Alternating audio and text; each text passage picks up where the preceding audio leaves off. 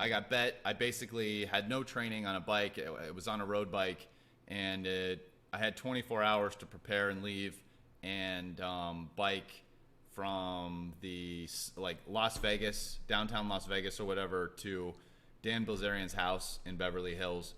It was a little over 300 miles, 48 hours. Just had to do the whole thing on the bike. You know, I could take breaks if I wanted, but you know, I had to complete the thing in 48 hours. So, you know, that was it. And I couldn't draft. One of the controversies from which I talk about in these blog articles is, you know, Dan Bilzerian drafted in his bet, which I don't believe he needed to do to win, but it definitely helped him. He didn't win, he like smashed it. Like he had 48 hours and he drafted and he was using like recumbent bikes and whatever, and he did it in like 30 or 20, like under 30 or something. And you know, he also had like 2 months to train for it. So, you know, I couldn't use recumbent bikes, which is this bike you see down here in Park 1. It's like you're kind of more sitting down.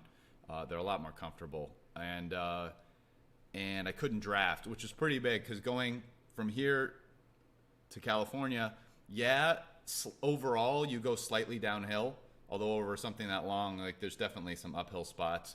But the hardest thing was there was a stretch where I was going into like 25-mile-per-hour wind, and I mean, that was really tough. That was almost, the wind was a big factor. The wind was a huge factor. You could have not done it based on potentially a couple of different wind. I mean, yeah, if the wind had been that strong for much longer of a period of time that I had to bike, I don't think I would have been able to done it. As it is, I had like an hour and 20 minutes to spare, and I pushed myself to the max. Like I had developed an injury. I had to get a cortisone shot. The doctor met me to give me a cortisone shot on the road.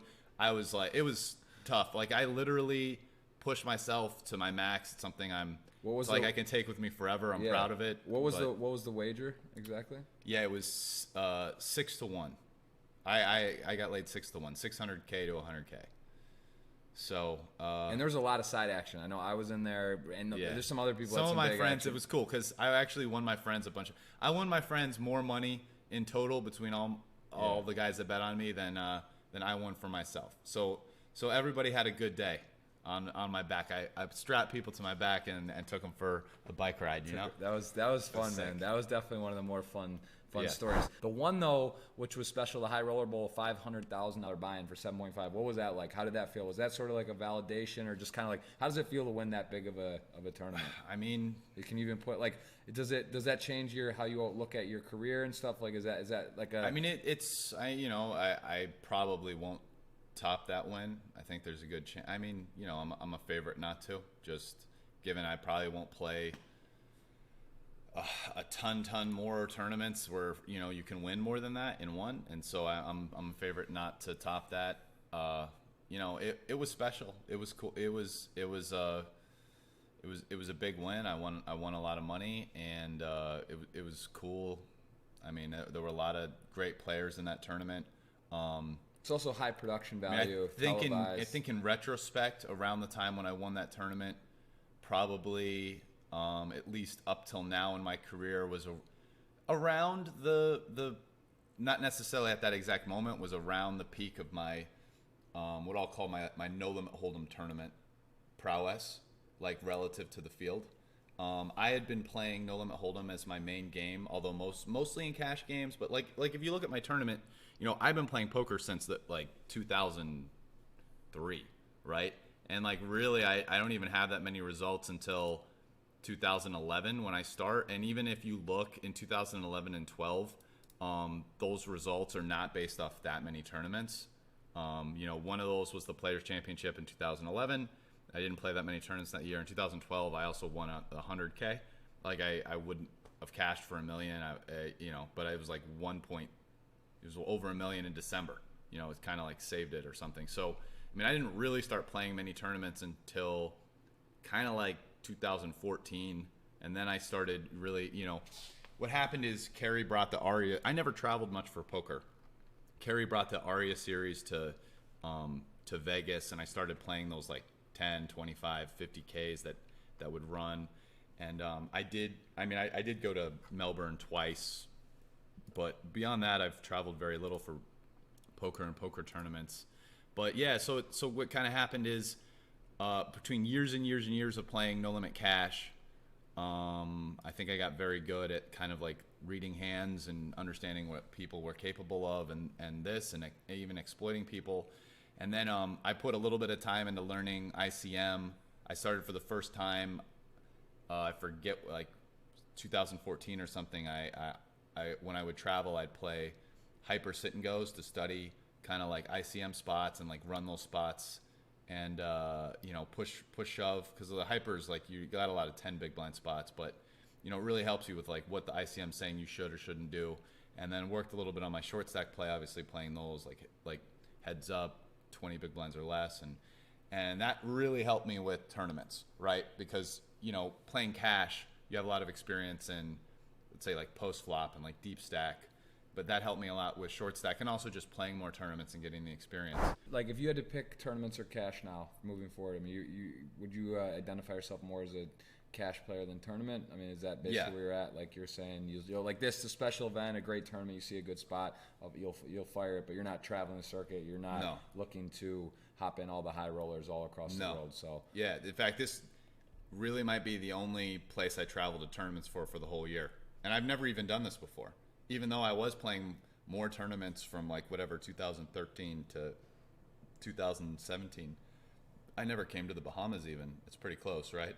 Mm-hmm. I mean, you've been here 13, 14 years, right, straight. I mean, I just, I've never liked traveling for tournaments. I kind of view, like, once you factor in rake and travel expenses and everything, it's not really like, I mean, it's not really that profitable compared to cash games anyway. Right. So, yeah, I'd say in my career, I've been mostly a cash game player. Right now, I'm doing about where I've been at my career.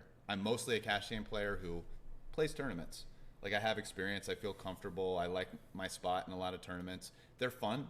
I mean, let's be real. Like, getting deep in a tournament, getting down, getting into money, playing down to the final table, playing at the final table. I mean, it is a little more exciting than, like, even, I'll be more excited playing. This summer I won the Deuce to 7 No Limit Hold'em, or No Limit single draw bracelet. I was more excited at that final table playing for the difference between probably like 50K and whatever first was 200 something and the bracelet than I am in like just because people get used to whatever they're doing in life, right? Like, I go and I play stakes that for most people would be like, holy shit, you're sitting with 200,000 in front of you, like, this is crazy. But once you do that every day, it kind of just becomes the regular thing. Like, I play 2K, 4K mix, like, that's just what I do. And, but playing at the final table of a tournament, you don't get that every day. So even if it's at some point, it's not even always about the money that gets you psyched up. It's about the situation, it's about it's just so fun when you're at the final table of a tournament and it's like, oh, you're still in. You're still in. You're still part of the group. Look, there's 800, 1,000. You're still part of the group, Yeah. And then it's like, oh, that guy's gone. It's like, and then there were 5, and then there were 4. Yeah. You're still in. And then it's like, once you bust out, you're sad. You're just like not part of it anymore. You're like, damn, I'm out. Yeah. So it's just something about that too, Yeah, there's something very unique about tournaments. Yeah. There's nothing you can replicate than getting a lot of chips deep in a tournament. Yeah, you got a lot of chips. It's fun. There's hype. People are looking at it. Your family's involved. Yes. Like all that. Your friends. And just like watching. The changing game situation. You're like, oh, it's like, you just, you lost the flip. Now you have half your chips. You got 25 big blinds. Okay, what am I going to do? Like, how am I going to play this? Boom. Oh, you win a whole bunch. You win a bunch of pots. You're the chip leader. Okay, like, how am I going to, like, max this? Like, how am I going to pressure and win chips? Like, am I going to be patient? Am I really going to go animal style? Just the changing situation strategically. It provides so much, like, interesting stuff to think about. The way people are playing, the way other players are reacting to pressure. It's just like, there's nothing like it. I mean, it's getting in that flow state and zone. It's so much easier there. And honestly, that's one of the best things about playing poker. Like, it's one of the reasons why, I mean, there's so many people that burn out in poker. And at this point, I realize, like, I'm a bit of an exception. I mean, here I am. It's been 15 or 16 years. Like, I still, like, yeah, I'm playing poker. I like playing poker. Like, how many people really are doing that? Like, not many. You see so many guys, great players, with talented guys, but at some point they're like, they don't want to do this anymore, whether it's because they go in a downswing or they win a bunch of money, they kind of like want out. And I've realized like the thing that I think makes me different is at some point, like I'm not like, yeah, like I like the money a lot and I'm definitely doing it kind of for the money too, but I'm really also doing it for I like being under pressure. I almost need that. Like I've always kind of been that way looking back at my life, just the way I was in school and whatever. Like I like taking tests more. I didn't like homework. Like, you know, I like being under pressure. I like the way that makes me perform. That session, I ran hot. I was winning pots and I was bluffing a lot and just like everything worked. It's like one of those sessions where, you know, and at some point too, like when you're just like clearly like I'm stacking people, you know, and when I say 3K, 6K, it was Hong Kong. So it's like 400, 800 or something US. Okay. But so it's just one of those things where I'm stacking people this and people are afraid to play hands with me. But then you notice like, you know, you've played with me, especially back in the past. I used to, especially in a session like that, I'd be out of line as fuck. Like I used to be pretty notorious for being out of line, you know, back in the day also when people didn't really know how to deal with that. And you could just tell, I could just tell when someone had had enough and I'd have it and stack them. Right. And then I'd bluff them. But it's the thing about the bluffs is you had to show every time so they got to see. Yeah, it's kind of. I even had some sick check raise bluff versus Phil Lock, like where the board like tripped up low and I check raised them and I think he ended up folding like a big pair. Like he had a big hand. You know, I obviously sold him on the quads and I would have never showed, but I had to show Phil and I was just like everything was like working. It was amazing. And I had like this, I forget, maybe I might have a picture somewhere, but I had this massive stack of chips, like this mountain. I've even had people come after that session and say who had like walked by. Like that session became like somewhat like legendary.